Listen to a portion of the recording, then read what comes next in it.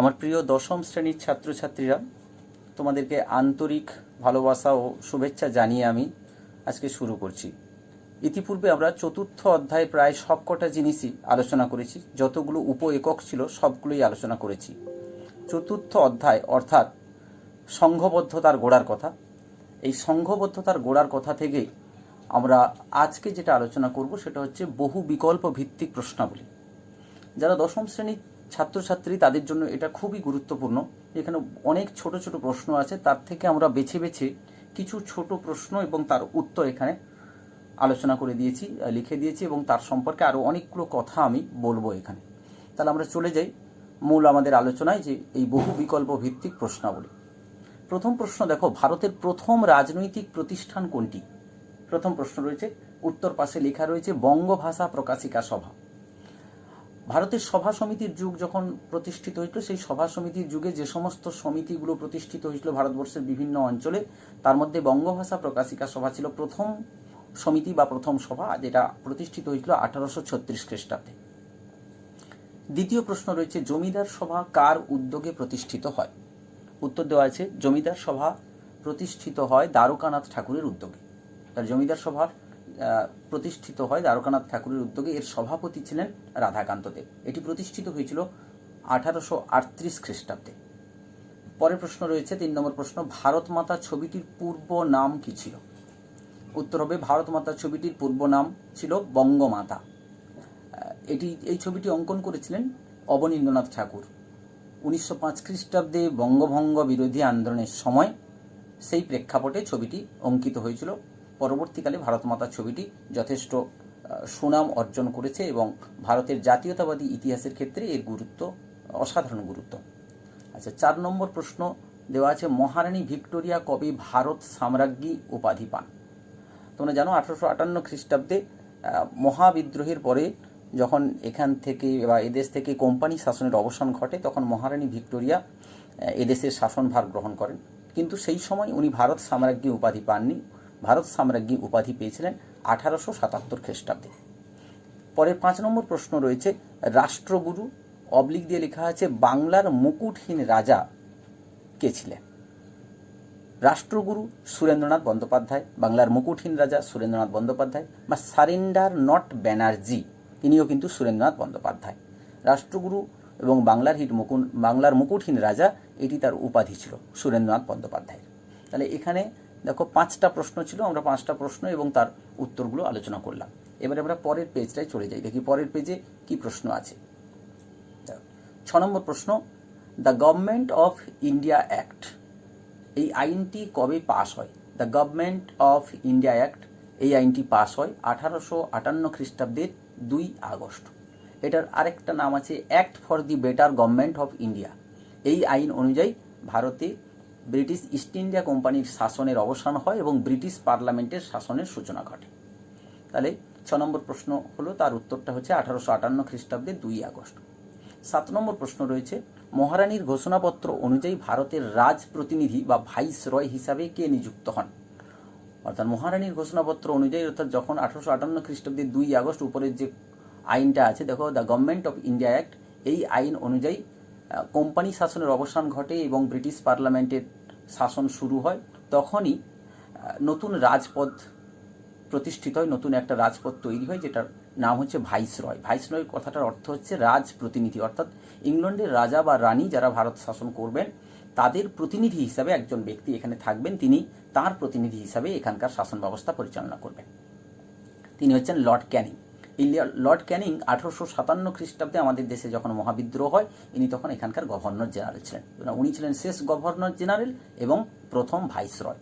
তাহলে 7 নম্বর প্রশ্ন, মহারানীর ঘোষণাপত্র অনুযায়ী ভারতের রাজ প্রতিনিধি হিসাবে নিযুক্ত হন লর্ড ক্যানিং। 8 নম্বর প্রশ্ন আছে, 19 শতককে সভা সমিতির যুগ বলে কে অভিহিত করেছেন? এর উত্তর রয়েছে অনিল শীল।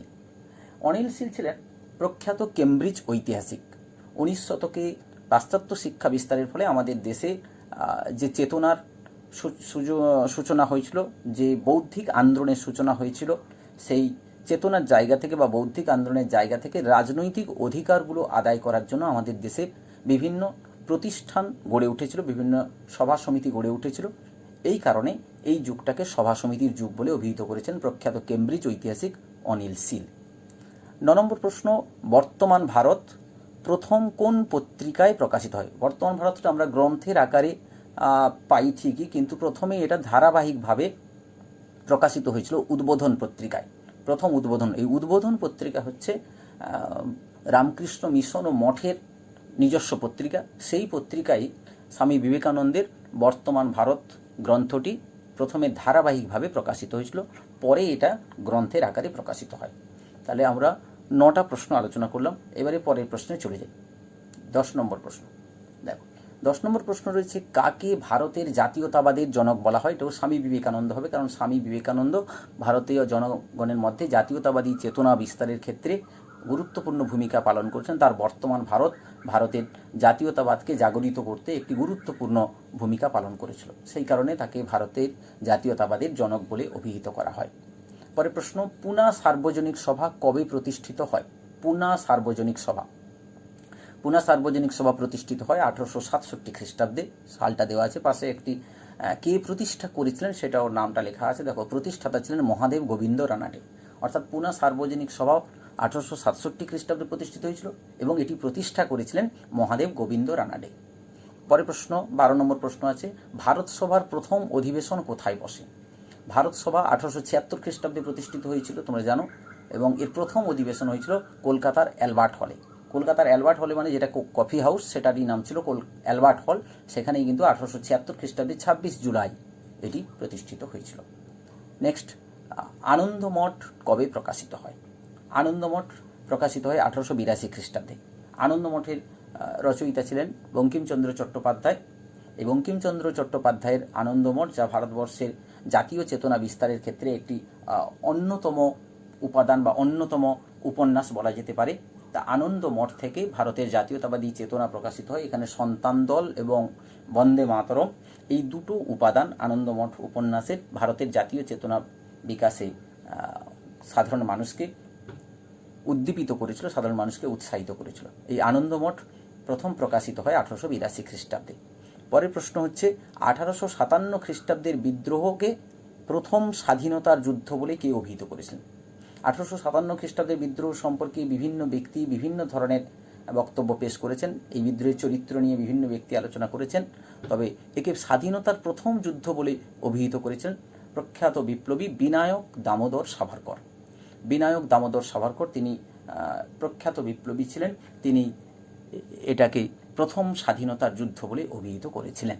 এবারে আমরা চলে যাব পরের প্রশ্নে। পরের প্রশ্ন দেখি কি আছে।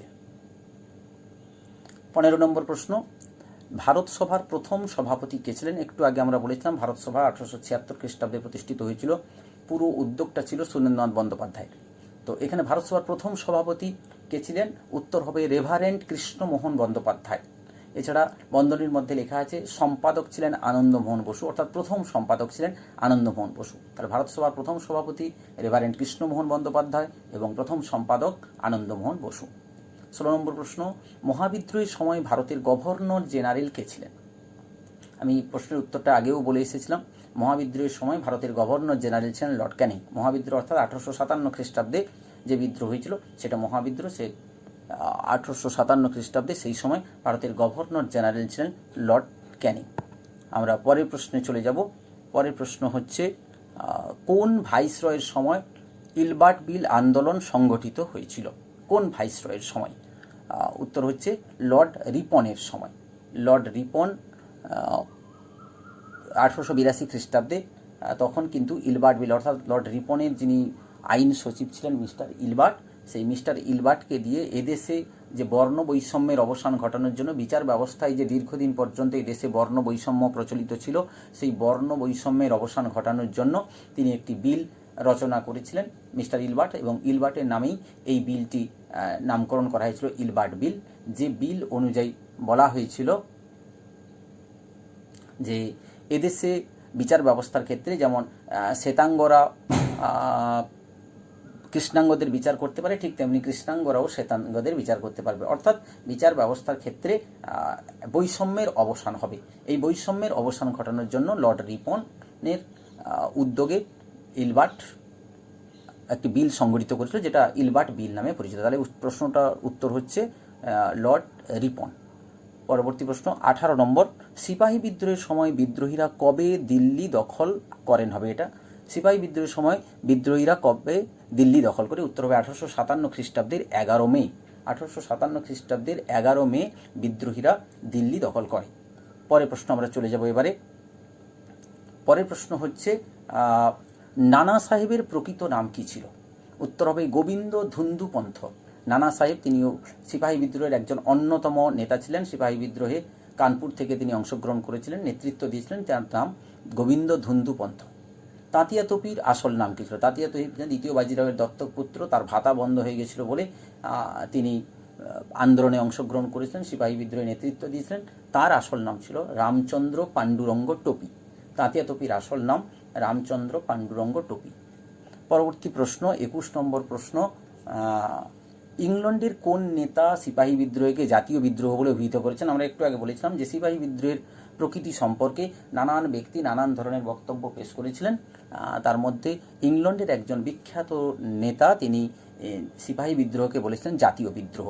তিনি হচ্ছেন টোরি দলের নেতা ডিসরেলি। ইংল্যান্ডের টোরি দলের নেতা ডিসরেলি।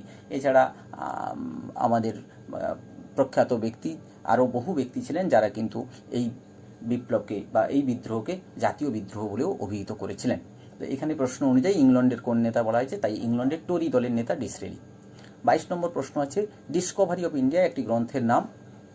এই গ্রন্থটি কার লেখা?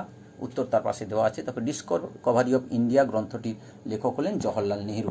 ডিসকভারি অফ ইন্ডিয়া অত্যন্ত উল্লেখযোগ্য গ্রন্থ জওহরলাল নেহেরু, যা ভারতবর্ষের সম্পর্কে, ভারতবর্ষের ভৌগোলিক, সাংস্কৃতিক, অর্থনৈতিক, রাজনৈতিক দৃষ্টান্ত দিয়ে এখানে বিভিন্ন ধরনের ঘটনা পেশ করা হয়েছিল এবং জওহরলাল নেহরুর অত্যন্ত উল্লেখযোগ্য গ্রন্থ এটি। পরের প্রশ্ন আমরা চলে যাব। আমরা 22 নম্বর প্রশ্ন পর্যন্ত আলোচনা করেছি, এবারে 23 নম্বর প্রশ্নে চলে যাব।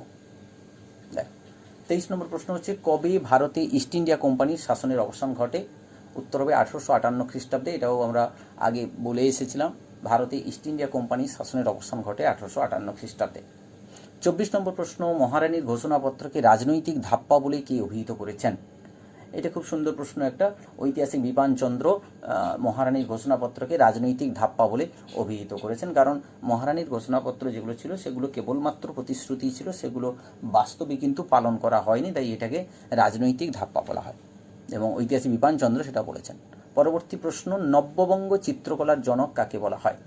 নব্যবঙ্গ চিত্রকলার জনক বলা হয় অবনীন্দ্রনাথ ঠাকুরকে। এই নব্যবঙ্গ চিত্রকলার জনক অবনীন্দ্রনাথ ঠাকুর। এটা হচ্ছে একটি উল্লেখযোগ্য একটা মানে চিত্রশৈলী। অবনীন্দ্রনাথ ঠাকুর আমাদের দেশের একজন অন্যতম গুরুত্বপূর্ণ চিত্রকর ছিলেন। এই প্রশ্নটার উত্তর হচ্ছে অবনীন্দ্রনাথ ঠাকুর, নব্যবঙ্গ চিত্রকলার জনক। তাহলে এখান থেকে আমরা এই অধ্যায় থেকে আমরা 25টা প্রশ্ন আলোচনা করব বলেছিলাম। 25টা প্রশ্ন এই চ্যাপ্টার থেকে আমরা করব বলেছিলাম। যে 25টা প্রশ্ন আমরা আলোচনা করলাম এবং সেই 25টা প্রশ্নের উত্তর আমরা বলেও দিলাম এবং তার পাশাপাশি আরও বেশ কিছু প্রশ্নের অবতারণা করলাম, যেগুলো হয়তো লেখা নেই, কিন্তু আমি আমার বলার মধ্যে আরও অনেকগুলো প্রশ্নের উত্তর আলোচনা করেছি, প্রশ্নগুলো বলেছি। সুতরাং আজকের এই ভিডিওটা মূলত তোমাদের জন্য চতুর্থ অধ্যায় থেকে যে সম্ভাব্য বিকল্প প্রশ্নগুলি তোমাদের খুব কাজে লাগতে পারে, খুব গুরুত্বপূর্ণ যে প্রশ্নগুলি, সেগুলো আমরা বেছে নিয়ে আলোচনা করেছি এবং তার উত্তরগুলো করেছি। পরবর্তী সময়ে আবার আমরা দেখি আরও যদি কিছু বিকল্প প্রশ্ন বা 2 নম্বরের যে প্রশ্নগুলো থাকে একটু সংক্ষিপ্ত উত্তর ভিত্তিক যে প্রশ্ন আছে সেগুলোও আমরা চেষ্টা করব আবার কোনো ভিডিওতে তোমাদেরকে দিতে। তো আজকের মতো এখানে শেষ করব। তার আগে তোমাদেরকে ধন্যবাদ এবং আমার অসীম ভালোবাসা জানাই।